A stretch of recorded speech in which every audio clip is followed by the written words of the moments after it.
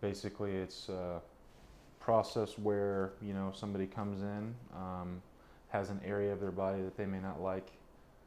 They have that area numbed with a numbing agent, and then an ultrasound probe is inserted, which goes in and emulsifies the fat, turns the fat, which is otherwise solid, to liquid, which makes pulling the fat out of there much easier.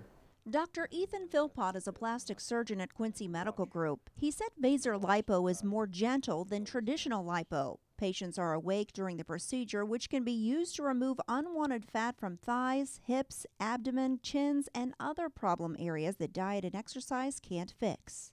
The biggest benefit to me is just patient comfort and actually the immediacy of the results. So if you have traditional liposuction or power-assisted liposuction, typically you're going to have quite a bit of bruising, whereas with this, I think the bruising is much more limited. VASER Lipo is less invasive than traditional liposuction as well. The incision is about 4 millimeters in length. It would be very exceedingly hard for anybody to pick out other than the person who had the liposuction or the person who performed it. Dr. Philpott says the prime candidates for VASER Lipo are people who are at their goal weight or people who have 1 or 2 problem spots that diet and exercise can't contour.